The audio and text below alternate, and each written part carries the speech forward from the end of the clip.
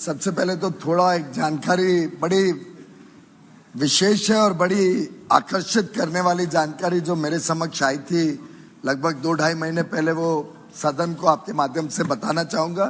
खास तौर पे पूनम बहन को ये पसंद आएगी। सर, ये एक धारणा है कि स्टार्टअप है तो दिल्ली में होगी, बेंगलोर में होगी, पुणे में, मुंबई में, चेन्नई में, हैदराबाद। स्वाभाविक रूप से ये दिखती है, ये बड़ी होती हैं।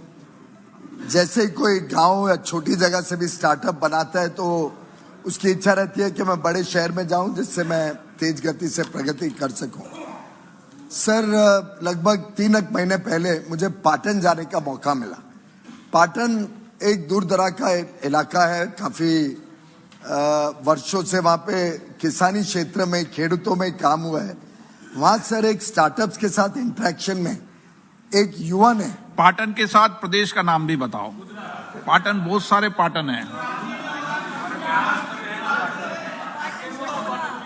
पाटन जो गुजरात में है, जहाँ की हमारी दर्शना बहन बैठी है, पटोला साड़ी पूरे विश्व में प्रसिद्ध है और एक एक पटोला साड़ी के लिए मुझे लगता है महिलाएं काफी उत्साहित रहती हैं उसको लेने के लिए। पाटन गुजरात में एक युवा लड़की ने अपने जानकारी दी और धन्यवाद किया माननीय प्रधानमंत्री नरेंद्र मोदी जी का कि सरकारी स्कीम से उनको शुरुआत में पैसा मिला जब कोई उनको रिकॉग्नाइज नहीं करता था, और उस थोड़ी सपोर्ट के साथ उन्होंने अपना काम शुरू किया। और अध्यक्ष जी वो मेटावर्स में काम कर रहे हैं और मैं तो हैरान हो गया कि पाटन के छोटे गांव में, छोटे शहर में एक व्यक्ति को मेटावर्स की जानकारी है जो शायद मुंबई दिल्ली के 99% युवा युवतियों को नहीं होगी। और 500 लोगों को, 500 युवा युवतियों को वो वहां पे नौकरी देता है, काम देता है और मेटावर्स में अपने आप को उन्होंने एक प्रसिद्ध भूमिका से काम किया है।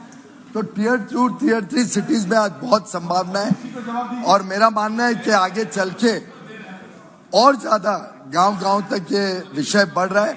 आज की युवा शक्ति नए स्वरूप से सोचती है। पीछे बनारस में जो उत्तर प्रदेश में है, काशी में भी मेरा स्टार्टअप के साथ जब इंटरेक्शन हुआ उसमें भी जो उत्साह देखने को मिला, काशी के आसपास के इलाकों से वहां पे युवा युवती इकट्ठे हुए थे। एक तो कोई युवती प्लेन में ही जा रही थी काशी, उनको पता भी नहीं था स्टार्टअप इंटरेक्शन का, फिर शायद वहां पहुंच के मालूम पड़ा होगा तो वो भी पहुंची, उन्होंने अपनी भी बताई।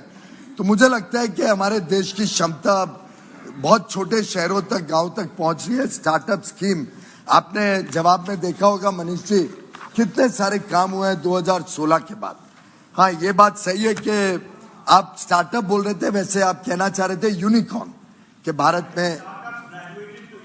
हाँ, तो आपकी जानकारी के लिए अब 107 से अधिक यूनिकॉर्न हो गए। 85 आपका आंकड़ा बहुत पुराना है, लेकिन अगर यूएस में 704 है या चाइना में जो भी आपने आंकड़ा बताया, उसके पीछे फिर आप थोड़ी गंभीरता से अपने अंतर्ग्रह में देखें तो आपको विचार करना पड़ेगा कि यूएसए ने कब शुरू किया था एक कार्यक्रम और हमारी सरकारों ने जो इतने सालों से अलग अलग सरकारें चली है उन्होंने क्यों नहीं शुरू किया हमारे स्टार्टअप्स को प्रोत्साहन देना।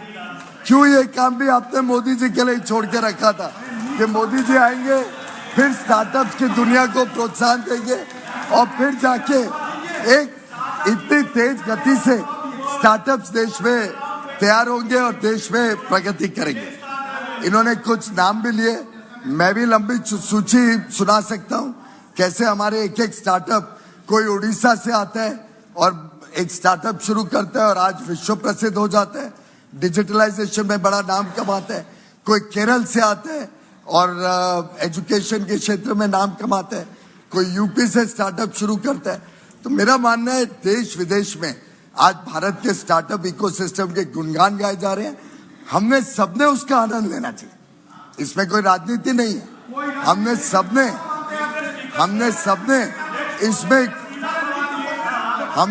सबने ये आनंद लेना चाहिए कि इतनी सारी स्कीम्स, अध्यक्ष महोदय, इतनी सारी स्कीम्स तो शायद यूएस और चाइना में भी नहीं है जितनी स्टार्टअप्स को प्रोत्साहन देने के लिए भारत में शुरू हुई है।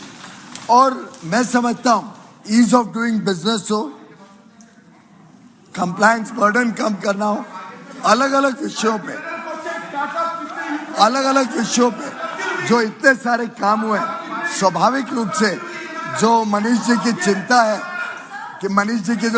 है कि बड़े रूप में हम स्टार्टअप्स को कैसे प्रोत्साहन देंगे, मैं समझता हूँ इस जवाब में इतनी सारी जानकारियां हैं जो आपको खुशी देगी कि भारत में स्टार्टअप्स का भविष्य बड़ा उज्जवल है।